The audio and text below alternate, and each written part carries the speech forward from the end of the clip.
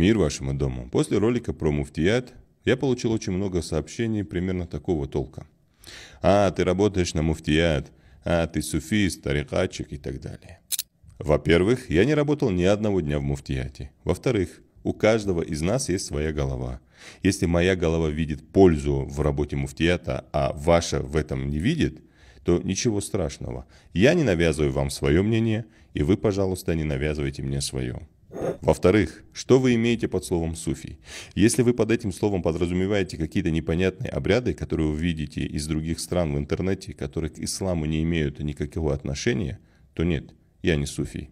Ну а если под словом суфий вы подразумеваете работу над собой, над своими страстями, над своими ошибками, увеличение поклонения Всевышнему, то да, я такой суфий, и мне об этом говорить не стыдно. Почему мне не стыдно об этом говорить? Потому что именно такими суфиями были имам Шамиль, имам Гази Мухаммад, Мухаммад Яракский, Джамалудин Казакумулский, так нами любимый Лев Ливии Амар Мухтар, а также герой так нами полюбившегося сериала Эртугрул. Именно таким суфием был Мухаммад Фатих, освободитель Константинополя, который остановил свою многотысячную армию и 3 месяца изучал книгу Ихья улюмиддин. Если я не ошибаюсь, таким же суфием был султан Бейбарс, который воевал против крестоносцев и монголов. Напомнить вам, кто поднял джихад против 7-го крестового похода и пленил французского короля? Правильно, Абу Хасан Шазали, имам шазалийского тариката. Именно таким суфием был всеми нами любимый полководец, с которым мы все сегодня восхищаемся и цитируем его слова Салахуддин аль-Аюби. Я знаю и понимаю, для чего был задан этот провокационный вопрос. Но знаете, и сегодня страны, где есть суфии, просят открыть границы для того, чтобы пойти в Газу, и обещают через неделю освободить Иерусалим. Это Афганистан. Наверное, для вас будет удивлением, но и в Палестине есть суфии. Слышали о таких подразделениях и ракетах, как Кассам? А знаете, чье имя они носят?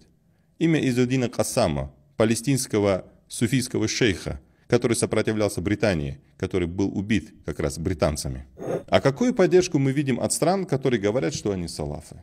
Да, они отмечают Хэллоуин и размещают у себя американские системы ПРО, чтобы сбивать йеменские ракеты, которые летят на Израиль. Что бы сказали те самые салафы, если бы увидели это отношение к мусульманам? Подумайте над этим, друзья мои.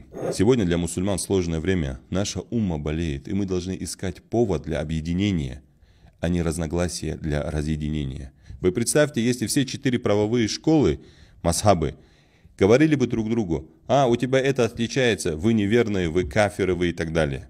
Что бы было тогда?